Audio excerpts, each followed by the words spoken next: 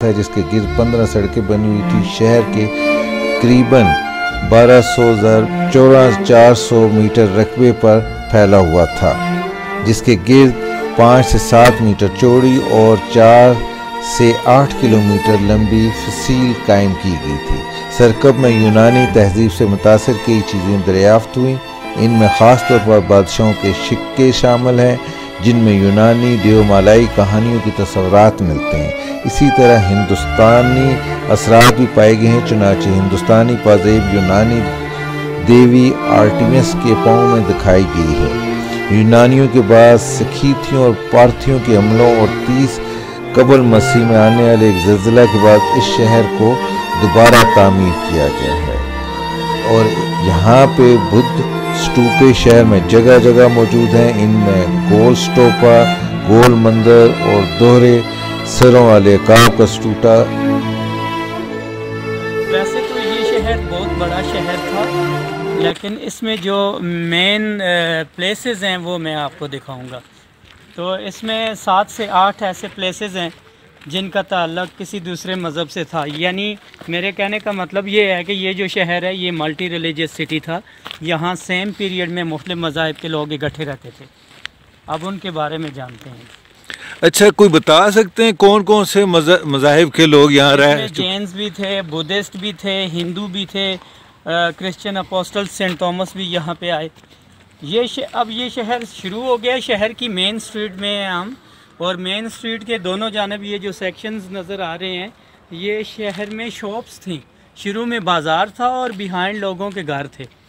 Main पे shops और shops के बिहाइंड में लोगों के घर, और घरों का एंट्रेंस हर एक सेक्टर, ये सेक्टर वाइज प्लान सिटी था। हर एक सेक्टर के एंड में एक छोटी गली है, यानी कि घरों का एंट्रेंस छोटी गलियों में था और शॉप्स का या मेन पे।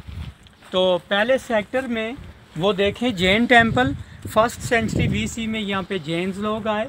ये जब इस शहर को खोदा गया तो महावीरा के स्टैचू यहाँ से मिले, तो हिस्ट्री में मेंशन हुआ कि वो जैन टेम्पल है, और कुछ इंस्क्रिप्शंस भी जैन मत के मतलब यहाँ से मिली।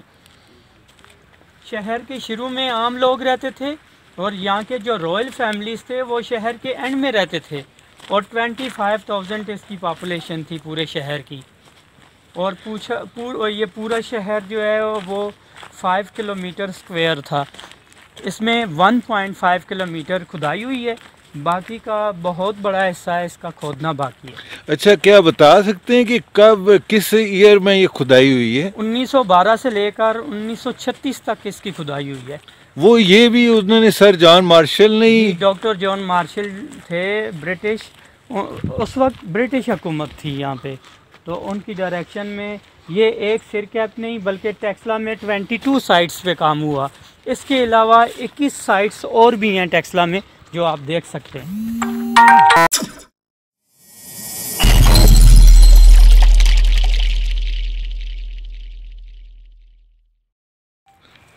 अच्छा, 21 साइट्स और भी हैं इसके अलावा?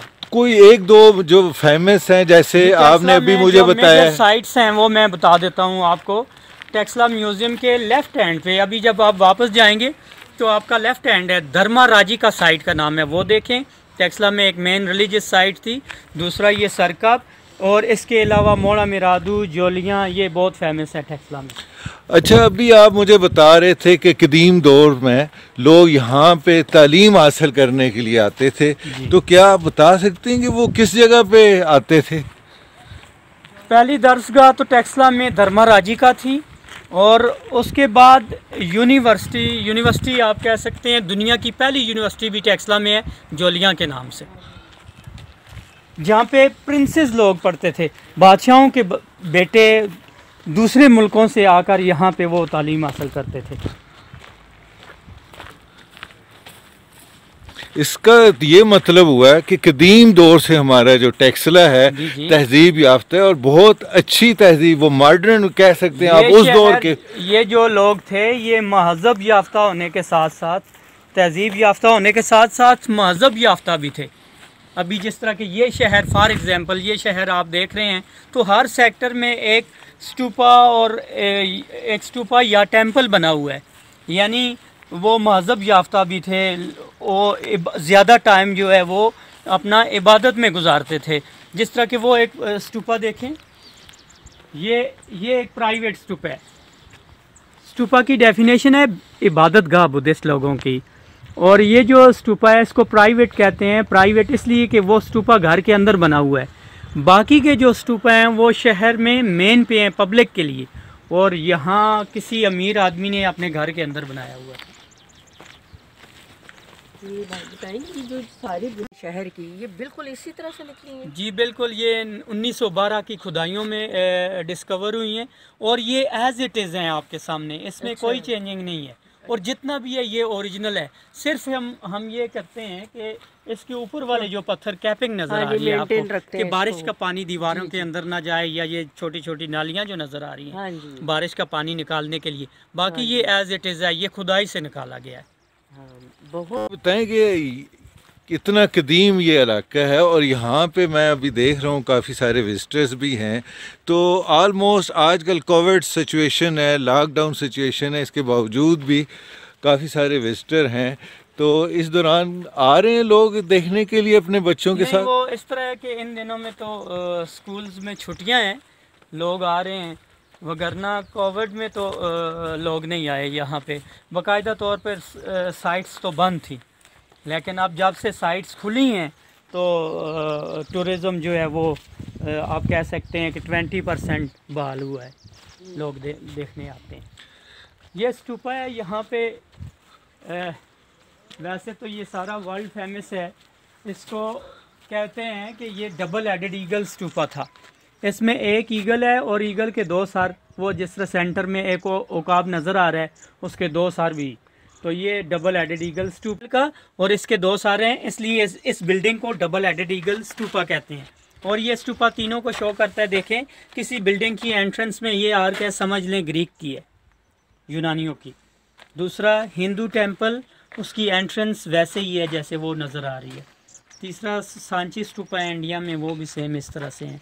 और ये जो ताकचे खाली हैं कुशान पीरियड में आके इनके अंदर मुजस्समासाजी भी हुई, और ये मेडिटेशन सेल्स हैं। ड्यूरिंग मेडिटेशन बुद्धिस्ट लोग यहाँ पे आके बैठ जाते हैं। अच्छा, बुद्धिस्ट से पहले भी कोई यहाँ पे हिस्ट्री है? जी, टेक्सला जो है ना वो ये तो बहुत पुराना है। इससे पहले राजा आम्बी यहाँ पे हुकूमत कर रहे थे, और उनसे पहले दारियुश थर्ड, सेकंड और फर्स्ट, उन्होंने भी टेक्सला का पहला शहर जो है बीर माउंड, उसमें वो मिलते हैं। अच्छा, आपने ये सारी जितनी हमें इंफॉर्मेशन दी है, आप बता सकते हैं अगर हम किसी और को ये इंफॉर्मेशन चाहिए हो, या आने से पहले गूगल सर्च करें या क्या करें? वो गूगल में भी इसकी पूरी इंफॉर्मेशन है। हमारा ये है कि हमारे वो सीनियर्स भी जो हैं वो हमें बताते रहते हैं जी, इसके बाकायदा जो मास्टर लोग हैं, मास्टर ऑफ आर्कियोलॉजी, तो उनसे हमने भी सीखा है।